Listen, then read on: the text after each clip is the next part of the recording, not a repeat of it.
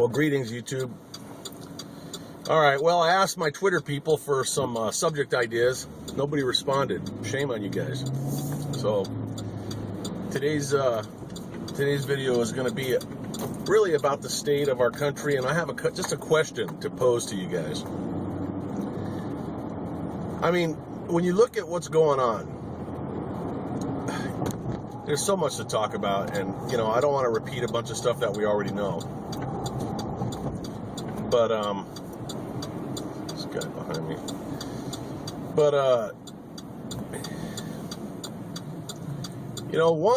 there's only a few options as to what's going on here.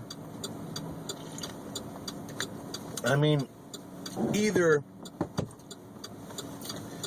our country is being totally taken over from within, with maybe some help from external sources, evil sources, that want to diminish, America and bring us down to a socialist, European type system, so that we're not the big boys on the block. That seems to be the most logical. But what I'm wondering is, how has that been allowed to occur? I mean, have you guys thought about this? We've got like this minority of people, so-called atheists, that want to take away everything that is structure. No more Christmas trees. Now we got to call the tree on the White House, the Christmas tree, the holiday tree. Our schools are taking everything that has anything to do with God and religion out of the schools, and it's happening daily and all across the country. All this stuff, I know you realize, this is just a recap to get to the questions.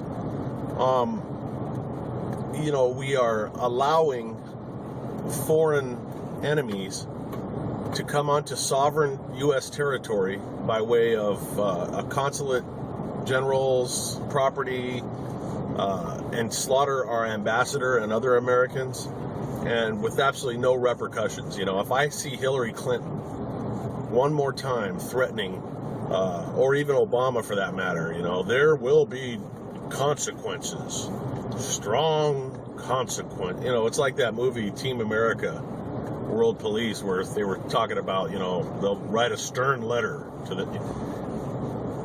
this country. I mean, when you think back on the videos you've seen of those Americans storming the beaches at Normandy, just picture that in your head. We've all seen the video, the footage of the ramps dropping and those brave guys charging up the beach to their bloody death, all in the name of freedom. If you could have just stopped that scene during the invasion of Normandy and gave every one of those soldiers a glimpse into the future of 2012, where we are as a nation in terms of how we think and what we allow our so-called leaders to do to this great country, I got to believe that all of them would literally turn around and swim back to the ships. I'm embarrassed. I'm extremely embarrassed for the people. Thank God my grandfathers are not alive to see this. One of my grandfathers, my mother's dad, survived the attack on Pearl Harbor. He was on the USS West Virginia, and he swam. The only reason he survived was he was able to swim through the burning oil the fuel that had leaked from the Arizona, which was right next to the West Virginia.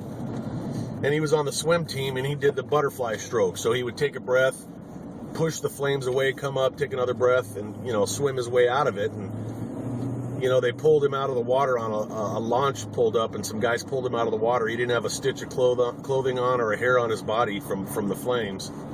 But he went on to fight the rest of World War II, and made a long career out of the Navy, and retired as a chief petty officer. I had another grandfather on my father's side who was on Battle of Okinawa with the Japanese, and in all the Pacific theater, and survived some unbelievable things. He was a Marine. My God, if they could see what we are doing today and what we're allowing to happen. And that really brings me to my question: what are we allowing, and why do we allow it? Have you ever asked yourself? I mean, I have some theories because I'm guilty of it too. I'm making YouTube videos and expressing my dismay. What does that do? That's like preaching to the choir. I mean, with the exception of a few asshole, or so I'm not supposed to be cussing anymore. With the exception of a few idiots that, pop up to leave their comments, these flaming liberals, non-self thinkers who just want to, call names and whatever. The rest of us that are watching this video, we all think the same thing. And I mean, are we doing the right thing? What is the option, or what is the alternative? I don't know. And that's why I'm venting here, because I don't know what it is. I mean, I still wonder how this is all happening. You've got, it's like, to break it down in numbers that I can understand, you got 100 people in a room, and you got 2 atheists, and 98 people want to put up a Christmas tree, and we cave into those 2 people. How have we allowed that to happen, and what do we do about it? Do we just give up and let the minority destroy the majority when we all know that it's wrong? Atheists don't give a crap about religion, so their reasons for trying to stop that are not because they're insulted. They're clearly nefarious reasons that have to do with undermining our traditions, which ultimately takes us down. I referred to the atheists that raise hell in court and sue for being insulted by nativity scenes and such. The other day I referred to them on Twitter as the special forces operators that are behind enemy lines. They're amongst us, and they're doing all the damage they can, while the greater forces, like Obama and his people, George Soros and those, destroy our country. And so it would appear that the majority of people know the right way. And is it because the majority of us are working, we're too busy working and trying to follow rules? And if that's the case, then there's some serious truth to the old adage that nice guys finish last, because maybe we're too nice. Maybe we're not loud enough. Why are we allowing the people that work for us to dictate to us when we know that they are wrong? Anyone with a clear conscience knows that they're wrong. Anybody that doesn't have a negative agenda. We are allowing leaders, people in positions of leadership, to steer us down the wrong path as they try to tweak and destroy the Constitution into ways so that we lose our rights. It's going to happen with the firearms. You'll see it. And that's just one subject. Why do we allow this to happen? Are we going to just sit down until it gets to the bottom? Is that a tactical retreat? Should we let everything collapse completely and then hope that it's rebuilt better than it was?